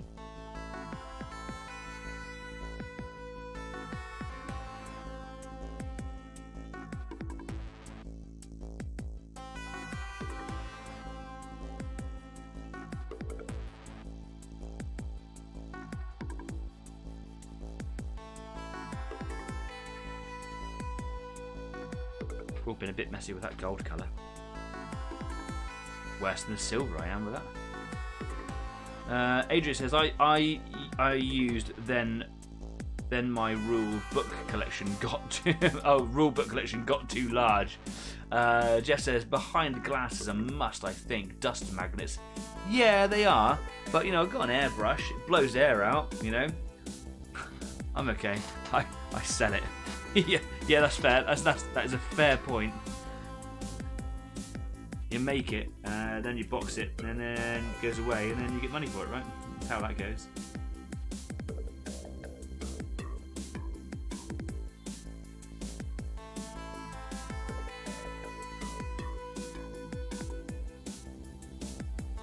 I'm not feeling the gold tonight, so I'm not going to push that. I'm struggling with that a little bit. So what I'm going to do is I'm going to get some white, and I'm just going to mark out. There's at least one purity seal on there. It's got a couple of icons on it. What I want to do is just kind of block those out with some white, pick them out so that when I put the colours on them, it'll be really easy to do. And I think that might be a really nice way of finishing off tonight's show. But I am just struggling to get the gold to work cleanly. I think I'm just a bit tired now at the end of the day, and I don't want to ruin it. I don't want it to be. Don't want to finish on a bad note there.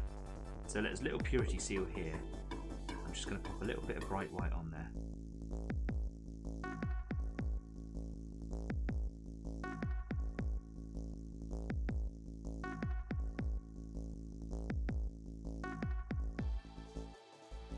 And then I'll go over that with some Screaming Skull, which is like basically a bone colour. And then that'll be the base colour of the purity seal itself. The parchment part of it. And then there'll be like a little wax rosette.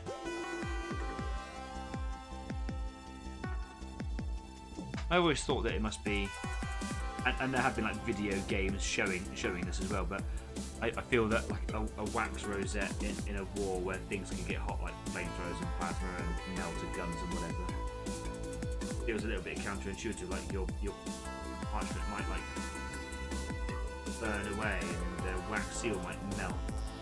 But maybe that's the point of it. But maybe it's just like a metal version of it. Some videos, like video game scenes or whatever, they've actually been shown welding them to armour. Maybe it's like a badge.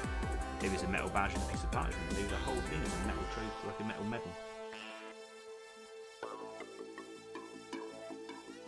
It seems silly to have wax and paper in a war. I mean, there are other silly things in Warhammer 40,000, right? City-sized tanks and robots, for example. Intergalactic alien locusts. Disbelief is suspended. He struggles with wax. Cool, there's that one. Can I see any other purity seals on him?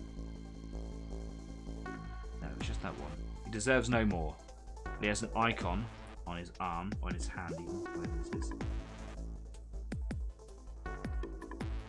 I'll just pick that out.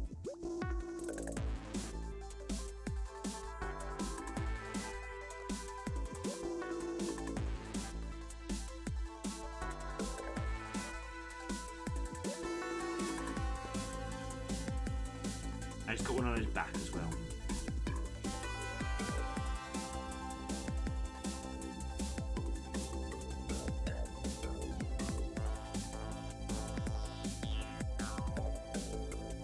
Pics are up on Facebook under tonight's description. Says Adrian, not quite finished. It's alright, man. Take your time. Take your time.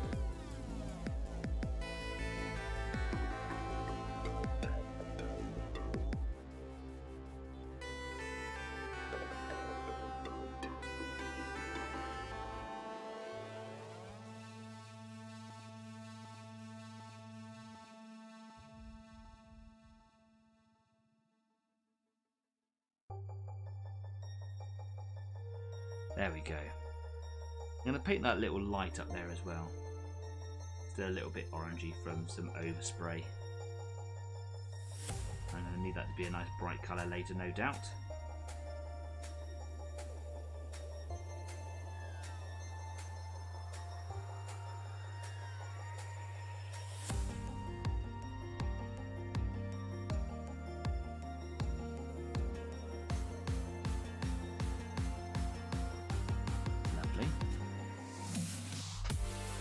The last thing I'll do just for now is I'll pop a little bit of this white just in this little lens area here.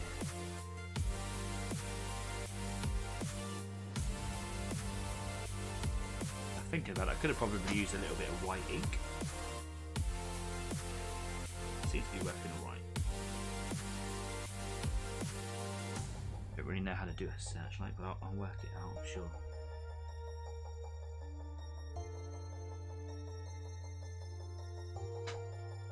He's looking really cool.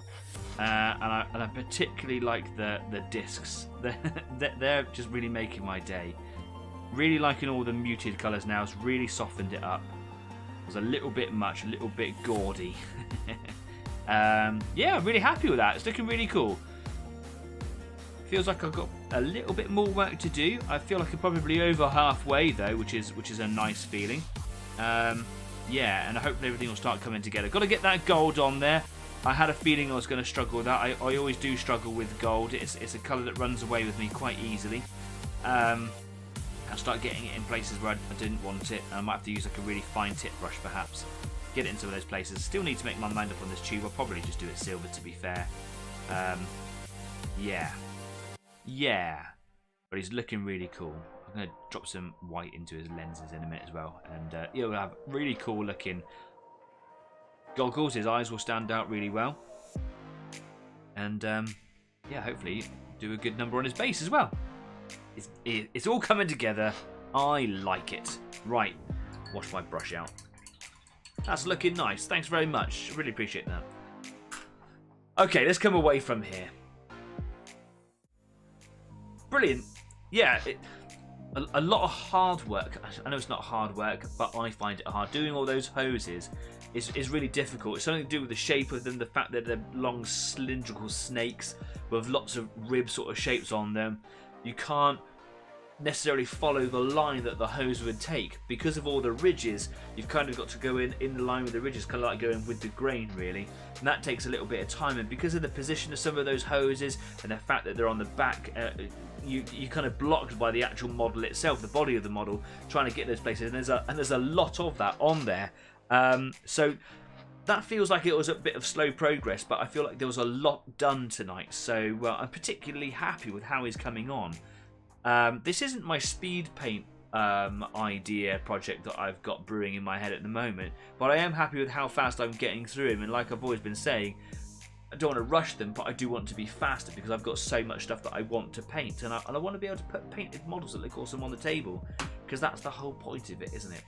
Anyway, I've had an absolutely blast this evening. It's been much quieter in the live chat, and that's fine. That's absolutely brilliant. Thank you very much, guys, for coming along and watching and supporting live. Hi and bye to everyone who's watching retrospectively. And, of course, I will be here next week at the same time, same place.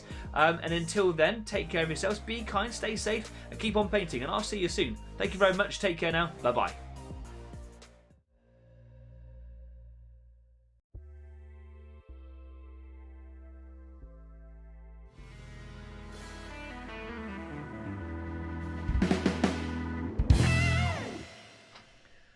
Still got to sink all this drink. It's going to be a strong night. See you on Discord.